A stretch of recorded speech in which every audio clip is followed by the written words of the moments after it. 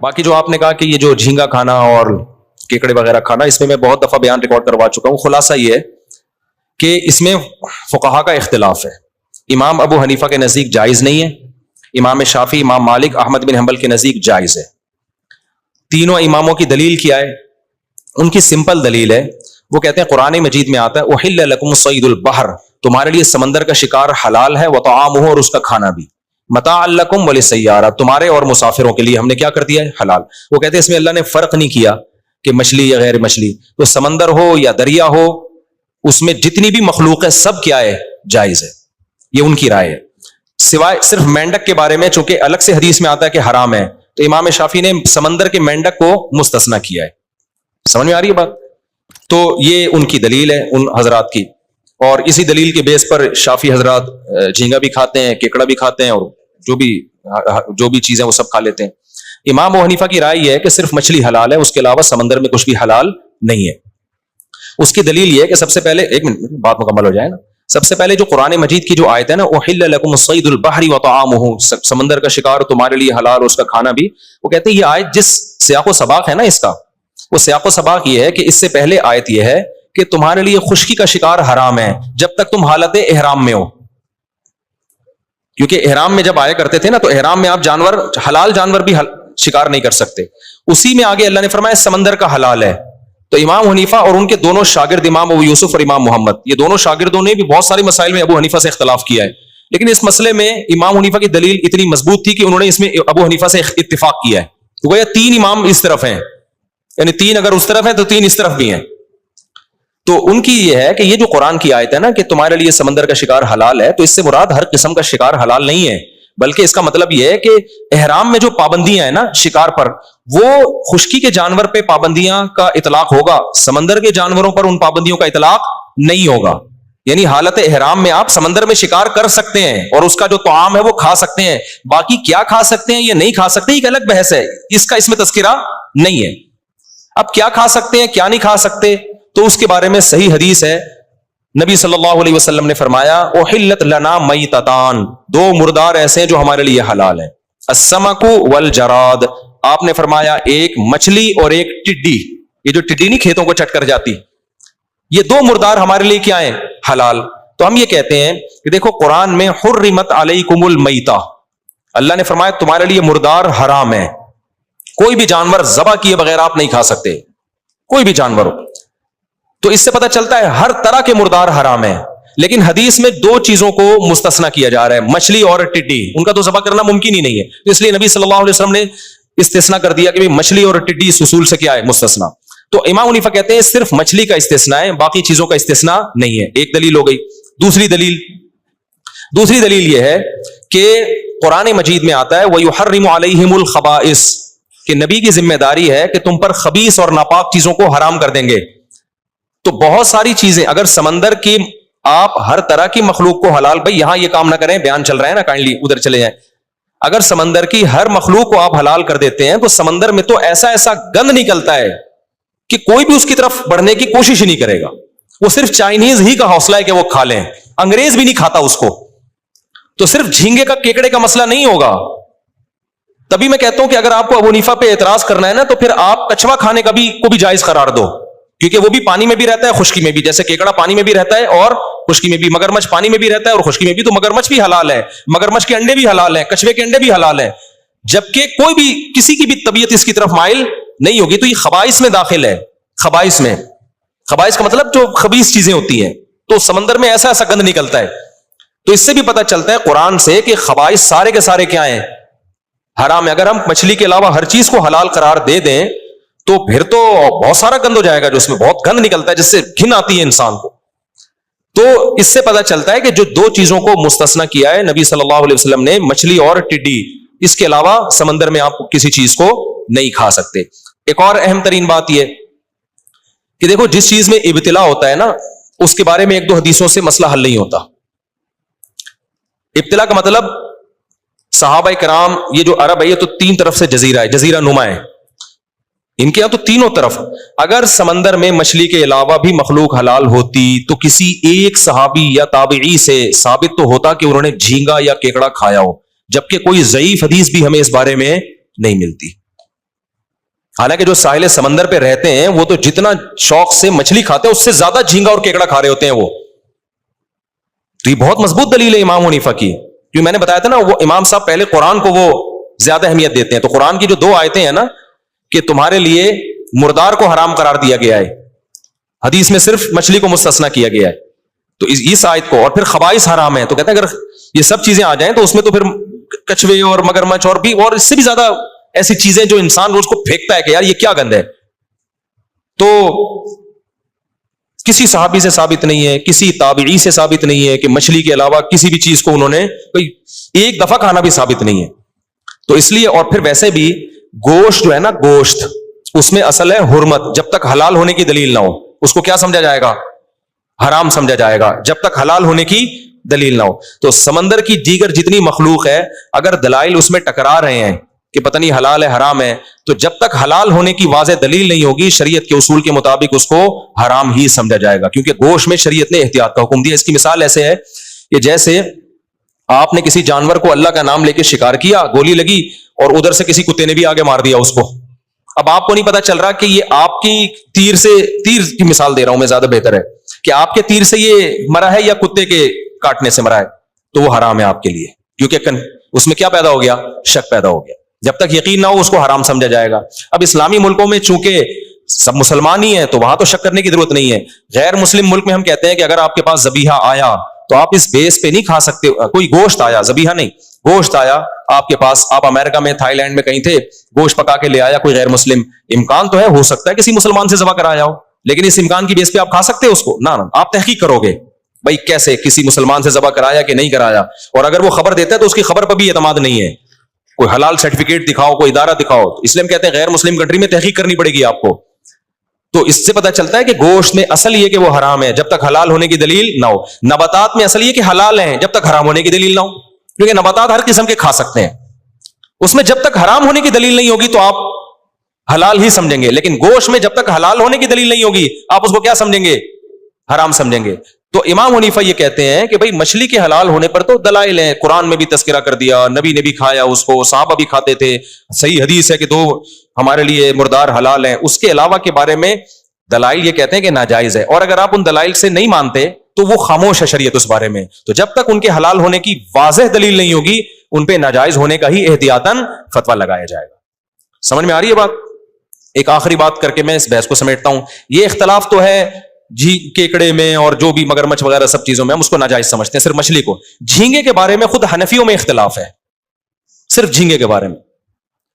وہ اس اختلاف کی بیس یہ ہے کہ جیسے حضرت مفتی تقی عثمانی صاحب وہ جھینگے کو جائز کہتے ہیں, حالانکہ وہ فقہ حنفی ہی کو فالو کرتے ہیں. وہ جائز اس بیس پہ کہتے ہیں کہ یہ مچھلی ہی کی ایک قسم ہے. سمندر کی مچھلی حلال ہے یا نہیں ہے؟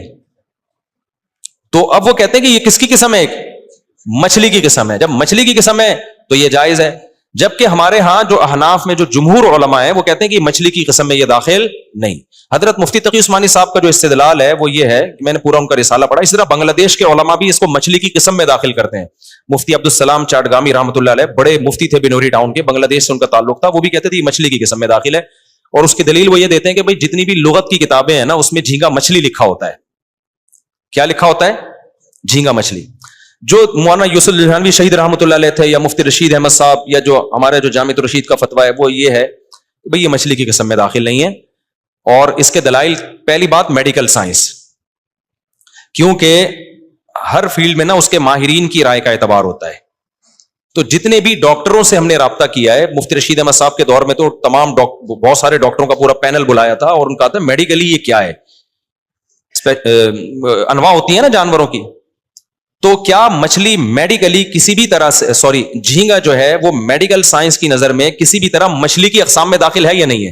تو ان ڈاکٹروں کی رائے یہ تھی کہ میڈیکلی انسان کو گدھا کہہ دینا اتنا عجیب نہیں ہے, جھینگے کو مچھلی کہہ دینا بہت, کیونکہ انسان اور گدھے میں بہت ساری چیزیں ایک جیسی ہیں. ریڑھ کی ہڈی ہے, چلتے ہیں دونوں, لنگس ہیں, سمجھ رہے ہیں کہ نہیں سمجھ, بہت ساری چیزوں میں مماثلت ہے.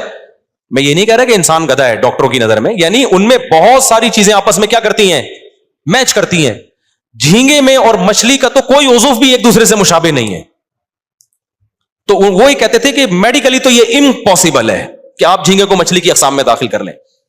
حضرت اقدس حضرت مفتی تقی عثمانی صاحب اس کا جواب یہ دیتے ہیں کہ بھائی ہمیں اتنی پیچیدگی میں میڈیکلی جانے کی ضرورت نہیں. عرف میں اگر اس کو مچھلی سمجھا جاتا ہے تو ہم کیا سمجھیں گے مچھلی, تو عرف میں تو لکھا ہوا ہے, یعنی وہ میڈیکل سائنس پہ وہ کہہ رہے ہیں اس کا مدار نہیں ہوگا, بلکہ اس کا مدار ہوگا ڈکشنری میں, لغت میں اس کو مچھلی لکھا گیا ہے, تو اب اتنی پیچیدگی کی کیا ضرورت ہے, گنجائش کا پہلو دو لوگوں کو.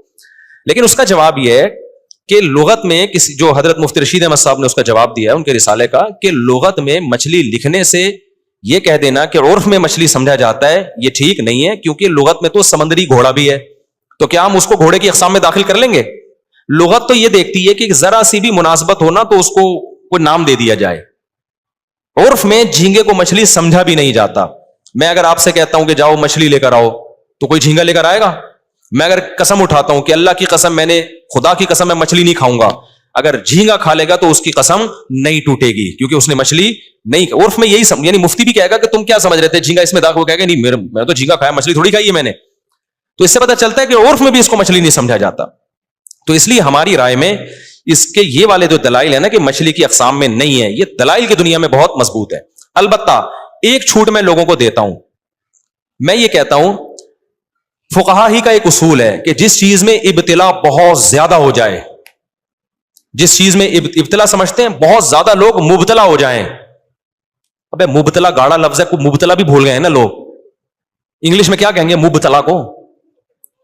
ایک چیز کا رواج بہت زیادہ ہو گیا ہو, تو خود فقہ حنفی ہی کا اصول ہے کہ اگر اسلام میں اس کی کوئی گنجائش دوسرے فقہ میں ملتی ہے اور وہ چیز سوسائٹی میں بہت زیادہ پھیل گئی ہے, تو اس کے پھر اس علاقے میں جہاں وہ بہت زیادہ پھیل گئی ہو, پوری قوم سے چھڑوانا ناممکن ہو, تو دوسرے فقہ پہ فتویٰ دینے کی گنجائش ہے.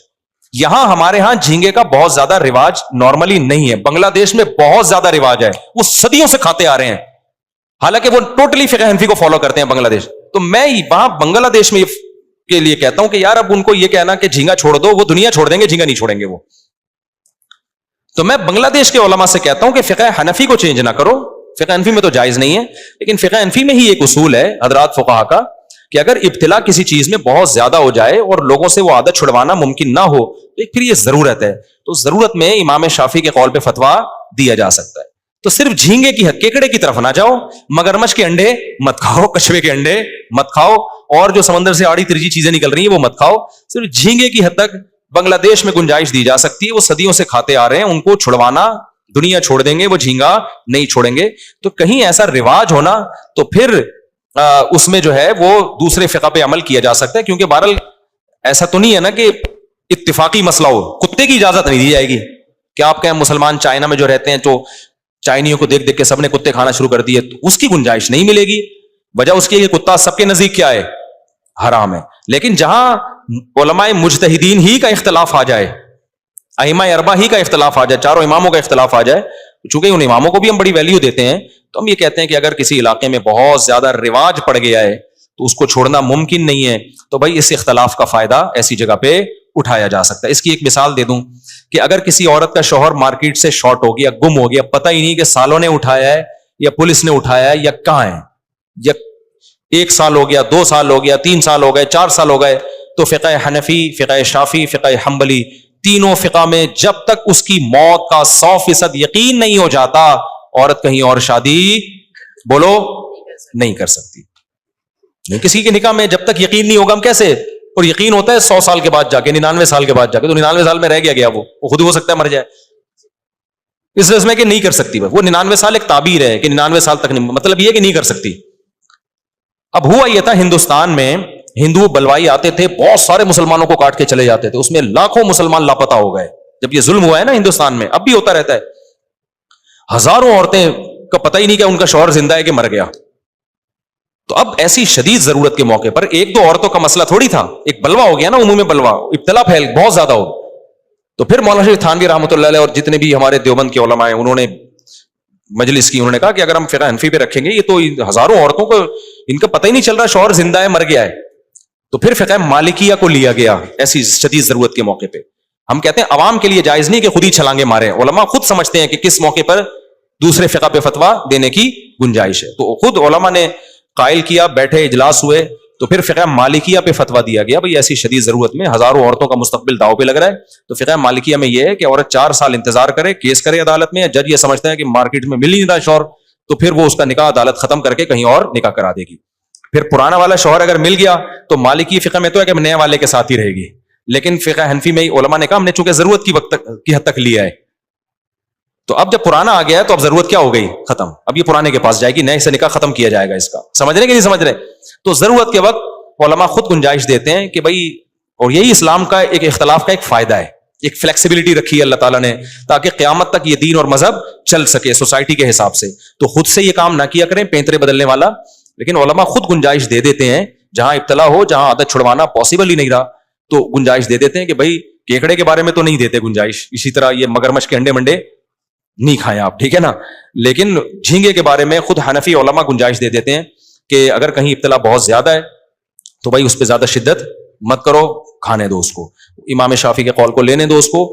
میرا معمول یہ کہ میں نہیں کھاتا جھینگا، کیونکہ مجھے کیا ضرورت ہے بھائی، 20 کم چیزیں، مچھلی کی 100 اقسام ہیں، وہ پہلے کھا کے فارغ ہو جائیں تو جھینگے کے بارے میں سوچیں گے. لیکن اگر کوئی میرے سامنے بیٹھ کے کھا رہا ہو تو میں اس کو کچھ کہتا بھی نہیں ہوں، کیونکہ بہرحال علماء حنفیہ میں یہ اختلاف ہے، تو آپ کیوں اپنی رائے دوسرے پہ تھوپ رہے ہو؟ تو بہت سے لوگ ڈھٹائی کے ساتھ مجھے منہ چڑا چڑا کے جھینگے کھا رہے ہوتے ہیں میرے سامنے، تو میں اپنی رائے تھوپتا نہیں ہوں، تو کہتا ہوں کھانے دو، اب اختلاف ہے اس میں کیا کریں، کھا رہے تو کھانے دو. ایسا نہ ہو کہ اب آپ کھانا چھوڑیں تو جا کے ہر ایک کو ٹارچر کرنا شروع کر دیں. تو اختلافی چیز ہے تو اس کو ہلکا پھلکا ہی رہنے دیں، احتیاط خود کریں آپ. اتنی ساری چیزیں ہیں. امام صاحب کا موقف جو ہے دلیل کے لحاظ سے بہت مضبوط موقف ہے، بہت مضبوط موقف ہے. کسی صحابی نے نہیں کھایا، کسی تابعی نے نہیں کھایا، بھائی مچھلی کھائی ہے تو مچھلی کھاؤ آپ. تو خلاصہ یہ نکلا کہ اگر کوئی میرے سامنے بیٹھ کے کتا کھائے گا وہ میں نہیں کھانے دوں گا، تو میں کہ تیری رائے تو ادھر بیٹھ کے کھا. جھینگا کھائے گا تو چونکہ اختلافی مسئلہ ہے اس کو میں کھانے دوں گا، مجھے کھلانے کی کوشش کرے گا تو میں نہیں کھاؤں گا. کیونکہ میرا خیال یہ ہے کہ اگر انسان اسی طرح رخصتوں پر ادھر ادھر کلابازیاں کھاتا رہے نا تو برکت ختم ہو جاتی ہے، پھر اس میں پھر وہ سری ناجائز کی طرف بھی جانا شروع کر دیتا ہے. اپنے بارے میں میرا بھائی یہ موقف ہے کہ بھائی 20 ہاں کوئی چیز ساری چیزیں ہی کھانے کو ختم ہو جائیں، پھر کتے سے بہتر ہے آدمی کیا کھا لے کھانا نہ مل رہا ہو، پھر یار اختلاف سے فائدہ اٹھاؤ، بھوکا تو نہیں رہنا نا، پھر اختلاف. لیکن ایسا ابھی ہے نہیں، سب کچھ کھانے کو مل رہا تو میں جھینگے کی طرف ڈائریکٹ کیوں جاؤں؟ احتیاط پر عمل کروں. کسی صحابی نے نہیں کھایا، کسی تابعی نے نہیں کھایا تو میں احتیاط پر عمل کرتا ہوں. کتا کھائے گا میرے سامنے تو میں اس کو کتوں کو کھلا دوں گا پھر میں. تو یہ ہے اس بارے میں پوری رپورٹ میں نے پیش کی. باقی جو لوگ اس میں ابو حنیفہ پہ طنز کرتے ہیں نا کہ ابے حنفیوں کے پاس کوئی دلیل نہیں ہے، کوئی دلیل نہیں ہے، سمندر کی سب چیزیں جائز ہیں، تو ان کو بس ایک جو طنز کر رہا ہے، جو طنز نہیں کر رہا تو اختلافی مسئلہ ہے بھائی. جو بعض لوگ طنز کرتے ہیں تو ان کو بولا کرو پھر مگرمچھ کے انڈے کھانے کا بھی فتویٰ دے، تو پھر تو کچھوے کے انڈے کے جائز ہونے کا بھی فتویٰ دے، تاکہ وہی انڈے لوگ اٹھا اٹھا کے تیرے سر پہ مارے. تو پھر اتنی بات نہیں، پھر پوری بات کرو آپ. تو یہ ہے اس مسئلے کی تھوڑی سی میں نے آپ کے سامنے ڈیٹیل میں. اچھا، جھینگے کا بزنس جائز ہے، کاروبار جائز ہے. وجہ اس کی یہ کہ بالاتفاق حرام نہیں ہے. جو چیزیں چاروں اماموں کے نزدیک بالاتفاقی طور پہ حرام نہیں ہوتی نا، تو اس میں کیونکہ اب امام شافعی کے فقہ کو جو لوگ فالو کرتے ہیں وہ تو امام شافعی کی رائے پر اعتماد کرتے ہیں. تو چونکہ عالم اسلام میں ایسے لوگ موجود ہیں جو اس کو جائز سمجھتے ہیں، تو بزنس اسی چیز کا حرام ہوگا جو بالاجماع حرام ہو. سمجھ رہے ہیں کہ نہیں سمجھ رہے؟ تو یہ بھی ایک چھوٹ ہے کہ بہت سے لوگ سی فوڈ کا بزنس کرتے ہیں، تو جھینگے کا بزنس کر سکتے ہیں، کیکڑے کا بزنس وہ کر سکتے ہیں، چھپکلیوں کا بزنس نہیں کر سکتے آپ. سمجھ رہے؟ کتوں کا بزنس نہیں کر سکتے آپ، لیکن جھینگے کا بزنس کیونکہ بالاتفاق حرام نہیں ہے. تو اس سے پتہ چلتا ہے کہ جو چاروں اماموں کو فالو کرتے ہیں ان کی رائےوں میں کتنے اعتدال ہوتے ہیں، ہر چیز کو اس کا درجہ دیتے ہیں. لیکن جو ان چاروں اماموں کو فالو نہیں کرتے نا، آپ جب ان سے مسئلہ پوچھیں تو اب اکثریت ایسی نظر آئے گی متشدد، اپنی رائے تھوپنا اور اس پہ اڑ جانا. تو میں نے دیکھے کلپ جو ہمارے خلاف لوگ کہتے ہیں ابو حنیفہ نے جھینگے کو وہ کر دیا اور کیکڑے کو نہ جائے، کوئی دلیل نہیں ان کے پاس. قرآن تو کہتا ہے سمندر کی مخلوق حالا، قرآن جو کہتا ہے اس کا سیاق و سباق تو دیکھو بھائی. تو رائے تھوپتے بھی ہیں، پھر چیلنج بازیاں بھی کرتے ہیں، پھر چیلنج کا جب جواب دو تو مارکیٹ سے شارٹ ہو جاتے ہیں. تو یہ مارکیٹ میں چل رہا ہے. تو اس لیے اعتدال کی راہ وہی ہے جو میں نے آپ کے سامنے بیان کی. میں نہیں کھاتا، میں بھی فقہ حنفی کو فالو کرتا ہوں، کیونکہ فقہ حنفی کی میں مشکلات کو اگر لے رہا ہوں تو آسانیاں بھی تو لے رہا ہوں نا. اب یہ بات ہے کہ آسانیاں ادھر سے مشکلات میں ادھر ٹن ماروں، اور جب فقہ شافعی میں کوئی مشکل آئے تو حنفی کی طرف آ جاؤں، تو اللہ کو میں قیامت میں کیا جواب دوں گا؟ اللہ کو میں کیا جواب دوں؟ میرے جسم سے خون نکلا تو میں کہوں یار میں نے جو ہے نا امام شافعی کی رائے ہے کہ جی وہ خون نکلنے سے وضو نہیں ٹوٹتا، تو ایسے ہی چلو. جھینگے میں بھی امام شافعی کی رائے کو فالو کر رہا ہوں. اللہ کہے گا امام شافعی تو کہتے ہیں کہ جب نکاح میں فاسق گواہ تو نکاح ہوتا ہی نہیں ہے. تو نے ٹیسٹ کروایا تھا جب تیری شادی میں جو گواہ بن رہے تھے وہ سارے نیک پرہیزگار تھے؟ تو میں کہوں ابو حنیفہ کی رائے میں تو ہو گیا, تو اللہ میاں کہے گا ادھر کبھی تو ادھر جا رہا ہے, کبھی کیا کر رہا ہے, تو خواہشات کا غلام ہے تو. پھر میں جب صدقہ فطر دے رہا ہوں پیسوں میں, تو اللہ میاں کہے گا امام شافعی کہتے ہیں پیسوں میں تھوڑی دیا, تو بڑے آرام سے پیسے رکھ کے رہا ہے, رسید کٹا دی. امام شافعی کی رائے ہے کہ حدیث میں گندم ہے تو گندم ہی دینا پڑے گا. اب میں کہا کون گندم کی بوری کون اٹھا کے لائے گھر سے, پیسے پکڑاؤ اور رسید کٹاؤ. تو اللہ میاں کیا کہے گا, بھائی تو نہ تیرا مقصد شریعت فالو کرنا نہیں ہے, تیرا مقصد کیا ہے, خواہشات. اسی وجہ سے ہم کہتے ہیں بھائی ایک فقہ کو فالو کرو اور دوسرے کو ٹھیک سمجھو, یہ ہے.